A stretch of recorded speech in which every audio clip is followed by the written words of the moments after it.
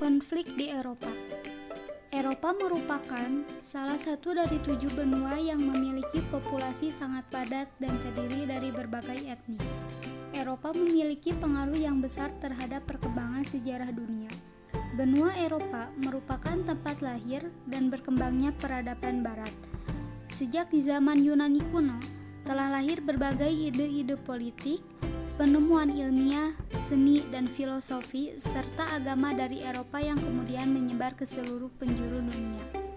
Peradaban di Australia, Kanada, Selandia Baru, Amerika Serikat, dan negara-negara Amerika Latin sebagian besar dikembangkan dari peradaban Eropa. Benua Eropa terdiri dari berbagai negara-negara yang memiliki unsur keragaman etnik, latar belakang sejarah, dan sumber daya. Berdasarkan latar belakang sejarah, Eropa merupakan kawasan yang sering terjadi perebutan pengaruh kekuasaan dan kawasan. Hal itu dapat diketahui dengan melihat sejarah peradaban awal Eropa hingga memasuki abad ke-20.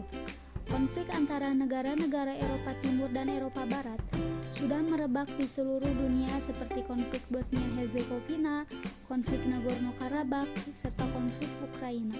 Konflik yang tidak pernah ada habisnya yang selalu dilatar belakangi oleh Amerika dan Uni Soviet atau Rusia akibat dari Perang Dunia Kedua. Latar belakang konflik Bosnia dan Herzegovina. Sejak meninggalnya Presiden Tito pada tahun 1980, negara-negara bagian Yugoslavia mulai terpecah dan menuntut kemerdekaan. Salah satunya adalah wilayah Bosnia. Kemerdekaan Bosnia diboikot oleh etnik Serbia. Kemerdekaan ini juga tidak dianggap sah karena pemerintah Yugoslavia menolaknya. Jalannya konflik Bosnia dan Herzegovina. Bosnia dan Herzegovina atau cukup disebut Bosnia merupakan sebuah negara republik di semenanjung Balkan. Negara Bosnia didiami oleh 3 kelompok etnik utama, yaitu etnik Bosniak, Serbia atau Serb, dan Kroasia atau Kroat. Negara Bosnia merupakan bekas wilayah dari negara besar Yugoslavia yang dipimpin oleh Josip Broz Tito. Sejak meninggalnya Presiden Tito pada tahun 1980, negara-negara bagian Yugoslavia mulai terpecah dan menuntut kemerdekaan, salah satunya adalah wilayah Bosnia. Pada bulan Maret 1992, Bosnia menyatakan kemerdekaan melalui referendum yang diikuti oleh etnik Bosnia, etnik Kroasia, dan pendukung kemerdekaan Bosnia yang disusul oleh Amerika Serikat. Namun, kemerdekaan Bosnia ini diboikot oleh etnik Serbia. Kemerdekaan ini juga tidak dianggap sah karena pemerintah Yugoslavia menolaknya. Penolakan ini atas dasar pemikiran Slobodan Milošević yang ingin menyatukan kembali wilayah-wilayah Yugoslavia sepeninggalan Tito. Slobodan Milošević merupakan golongan etnik Serbia yang berhaluan ultrasionalis yang telah terpilih menjadi presiden negara bagian Serbia. Ia memiliki ambisi untuk mengubah Yugoslavia menjadi Serbia Raya, sebuah negara yang penduduknya hanya diisi oleh etnis Serbia. Pasukan militer Yugoslavia yang dibantu oleh milisi-milisi Serbia memulai invasinya ke ibu kota Sarajevo di Bosnia. Pasukan Serbia unggul dalam hal persenjataan dan pasukan, sehingga mereka sukses menduduki area di sekitar Sarajevo. Di wilayah-wilayah penaklukan pasukan Serbia inilah terjadi pembunuhan, penyiksaan, hingga pemerkosaan terhadap warga Bosnia dan Kroasia. Upaya penyelesaian konflik Bosnia dan Herzegovina.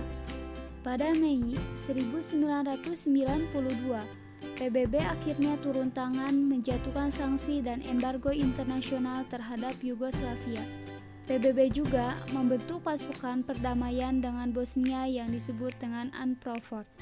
Pada bulan April 1993, NATO di bawah pengawasan PBB menerapkan zona larangan terbang di atas wilayah Yugoslavia. Selanjutnya, PBB mengumumkan pendirian zona aman PBB yang tidak boleh dimasuki pasukan bersenjata dan sebagai wilayah penampungan bagi sipil Bosnia. Zona aman PBB tersebut meliputi wilayah Sarajevo, Srebrenica, Garazide, Tazele, Zeva, dan Bohaj. Sanksi embargo terhadap Yugoslavia membuat situasi negara Yugoslavia mengalami krisis ekonomi.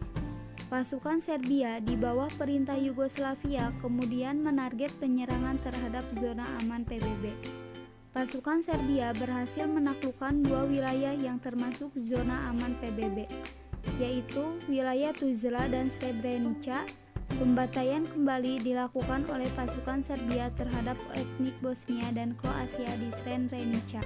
Aksi penyerangan dan pembantaian yang dilakukan pasukan etnis Serbia di zona-zona aman PBB membuat PBB dan NATO geram. Sejak bulan Agustus 1995, pasukan PBB dan NATO melakukan operasi militer gabungan untuk menghancurkan basis-basis militer pasukan Serbia di Bosnia. Berbagai wilayah Serbia dan ibu kota Beograd pun juga menjadi sasaran pasukan PBB dan NATO untuk melumpuhkan pasukan Serbia.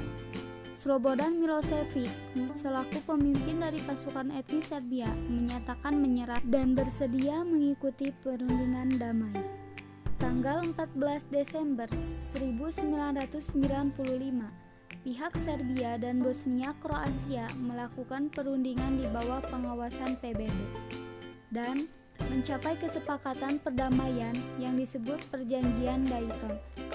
Perjanjian Dayton ditandatangani oleh Presiden Serbia Slobodan Milošević, Presiden Bosnia Alija Izetbegović, dan pemimpin Kroasia Franjo Tudjman setelah melewati 3 pekan negosiasi.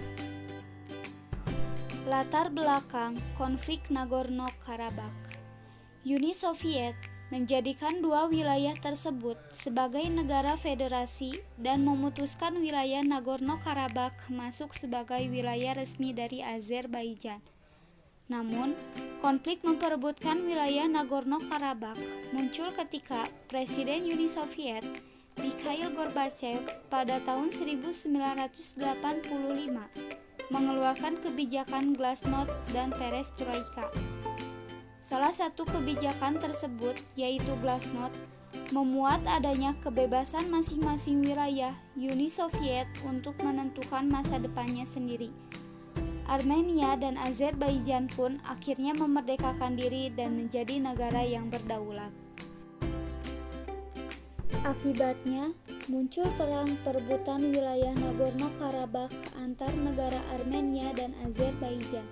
Secara garis besar, perang tersebut terbagi ke dalam 2 fase, yaitu fase pertama terjadi pada tahun 1988 sampai 1991 dan fase kedua terjadi pada tahun 1992 sampai 1994. Jalannya konflik Nagorno-Karabakh terbagi menjadi 2 fase.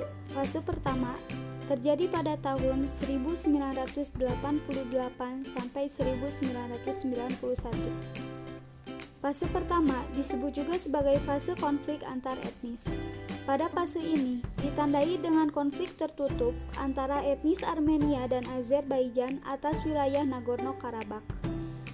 Pada fase ini, negara-negara tersebut masih merupakan bagian dari Uni Soviet. Namun, setelah muncul kebijakan Glasnost, sengketa atas Nagorno-Karabakh pun kemudian berubah menjadi konflik terbuka antar etnis.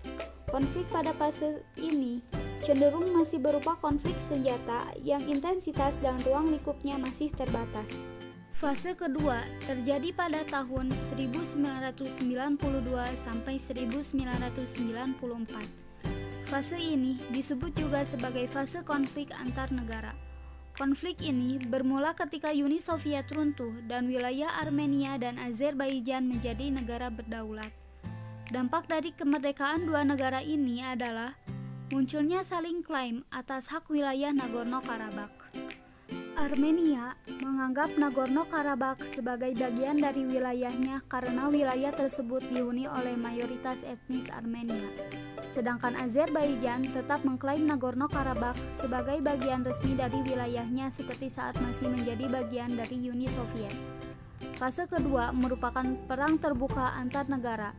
karena masing-masing pihak mulai menerjunkan pasukan militer dan persenjataan beratnya.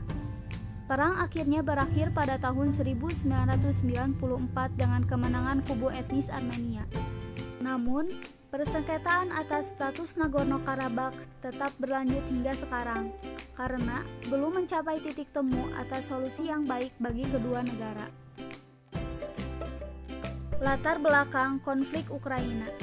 Pada tahun 2010, Ukraina dipimpin Presiden Viktor Yanukovych, merupakan pimpinan Ukraina yang memiliki basis pendukung terbesar dari penduduk Ukraina Timur dan Selatan. Kebijakan-kebijakan politik yang dibuatnya pun cenderung condong ke Rusia dan menguntungkan Rusia. Rakyat Ukraina menuntut agar pemerintah Ukraina bergabung dalam kerjasama dagang dengan Uni Eropa. Rakyat menganggap bahwa kerjasama dengan Uni Eropa akan lebih memajukan Ukraina daripada harus bekerja sama dengan Rusia. Namun, pada akhir tahun 2013, Presiden Yanukovych membatalkan kesepakatan dagang antara Ukraina dengan Uni Soviet dengan alasan mendapatkan tekanan dari Rusia. Jalannya konflik Ukraina. Ukraina merupakan salah satu negara bekas pecahan Uni Soviet yang berada di kawasan Eropa Timur. Penduduk Ukraina terbagi ke dalam dua kelompok etnis utama, yaitu kelompok etnis Ukraina yang populasinya terkonsentrasi di Ukraina Barat dan Utara, serta kelompok etnis Rusia yang populasinya terkonsentrasi di Ukraina Timur dan Selatan. Pada tahun 2010, Ukraina dipimpin oleh Presiden Viktor Yanukovych, merupakan pimpinan Ukraina yang memiliki basis pendukung terbesar dari penduduk Ukraina Timur dan Selatan. Kebijakan-kebijakan politik yang dibuatnya pun cenderung ke Rusia dan menguntungkan Rusia. Rakyat Ukraina menuntut agar pemerintah Ukraina bergabung dalam kerjasama dagang dengan Uni Eropa. Rakyat menganggap bahwa kerjasama dengan Uni Eropa akan lebih memajukan Ukraina daripada harus bekerja sama dengan Rusia. Namun, pada akhir 2013, Presiden Yanukovych membatalkan kesepakatan dagang antara Ukraina dengan Uni Soviet dengan alasan mendapatkan tekanan dari Rusia. Pembatalan ini menimbulkan kekacauan dan mendapatkan kecaman dari rakyat. Rakyat Ukraina kemudian melakukan demonstrasi memprotes keputusan Presiden Yanukovych di ibu kota Kiev.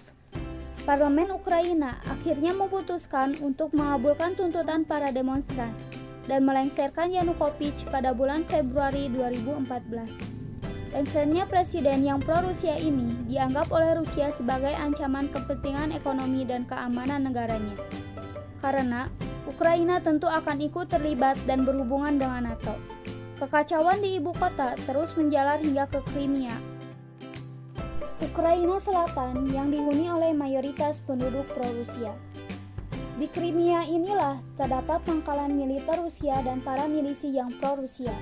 Pada Maret 2014, sejumlah milisi pro-Rusia menyandra gedung pemerintahan setempat dan menggelar referendum secara sepihak yang dimenangkan milisi pro-Rusia. Sejumlah milisi pro-Rusia yang berada di provinsi Donetsk dan Luhansk, wilayah Ukraina Timur yang berbatasan dengan Rusia, melancarkan aksi serupa dengan menduduki gedung-gedung pemerintahan setempat. Para milisi yang berhasil menduduki gedung pemerintahan ini kemudian mendeklarasikan negara Republik Donetsk dan Republik Rakyat Luhansk. Deklarasi kemerdekaan ini langsung mendapatkan tanggapan penolakan dari pemerintah pusat Ukraina. Ukraina menyerukan ancaman akan menurunkan pasukan Ukraina Timur jika kedua provinsi tersebut tidak mau membatalkan deklarasinya. Hingga 15 April, ultimatum dari pemerintah Ukraina untuk membatalkan deklarasi tidak diindahkan oleh milisi di Ukraina Timur. Pemerintah Ukraina akhirnya mengirimkan pasukannya ke Ukraina Timur dan mendudukan kaum separatis yang dipimpin oleh milisi pro-Rusia. Penyerangan ke Ukraina Timur ini sekaligus mengawali perang saudara di Ukraina yang disebut Perang Donbas. Perang Donbas menjadi perang besar antara kubu Ukraina dengan milisi dari pihak separatis yang didukung oleh Rusia. Wilayah Ukraina Timur, khususnya daerah Donetsk dan Luhansk, menjadi medan tempur. Hingga akhir bulan September 2014, jumlah korban tewas akibat Perang Donbas dilaporkan sudah menembus angka 3.500 jiwa lebih. Perang tersebut juga membuat lebih dari 1 juta penduduk Ukraina Timur mengungsi. Sementara itu, perang ini juga membuat hubungan antara Rusia dan negara-negara barat pro-Ukraina menegang dan berakibat pada saling menjatuhkan sanksi ekonomi.